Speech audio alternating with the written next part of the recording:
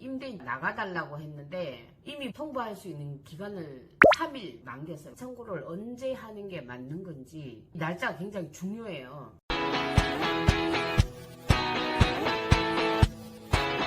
안녕하세요. 복덩이 부동산입니다. 오늘은 계약갱신 청구를 언제 하는 게 맞는 건지 알려드리겠습니다. 임대차 보호법에 의해서 계약갱신 청구는 언제 어느 시점에 해야 되냐면은 계약 만기일에서 거꾸로 만 2개월에서 6개월 사이에 쌍방이 임과 임하시면 되는 겁니다.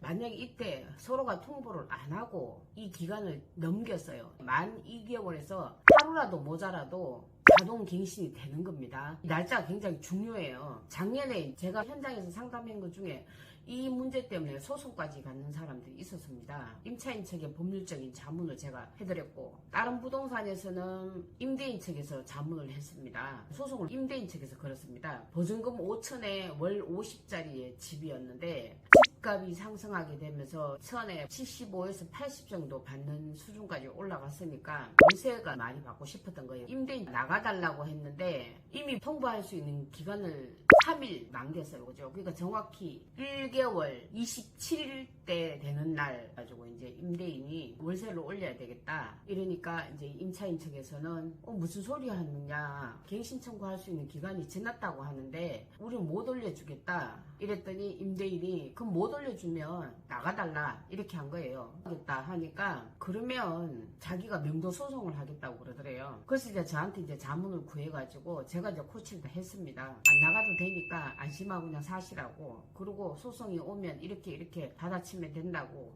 해서 제가 일일이 코치를 해드렸고요. 임차인이 이겼습니다. 만 2개월에서 3일이 모자랐기 때문에 이미 계약갱신 청구할 수 있는 기간이 지나버렸고, 이분은 예전 금액 그냥 그대로 월세 10원 한 푼 올려주지 않고 그냥 살게 되었고요. 임대인은 쓸데없이 소송을 걸어가지고 변호사비 다 500만원 날라가고 소송비 날라가고, 2년 동안에 그 차액이 760만원 정도 됐는데 760만원을 벌자고 소송을 걸어놓고는 져버렸으니까 760만원도 추가로 받을 수가 없게 돼버렸고, 소송비도 그만큼 날라갔으니까 임대인 입장에서는 약 1500만이 깨진 셈이에요. 소송을 걸 때는 내가 법리 해석을 제대로 할 수 있든지 아니면 어디 자문을 구해가지고 성소율이 많다고 할 때 소송을 제기하시는 겁니다. 변호사 사무실에 상담을 하시잖아요. 거기는 무조건 하고 이긴다고 합니다. 왜냐? 일단 사건 수임을 받거든요. 수임료가 기본 500이잖아요. 이 사건이 지든 이기든 상관없이 무조건 500만원 먼저 받거든요. 민사소송은요, 가급적이면 저는 안 하시는 거 권해드립니다. 그게 1년 만에 끝날지 2년 만에 끝날지 알 수 없는 일이고요. 그 기간 동안에 정신이 피폐해지거든요.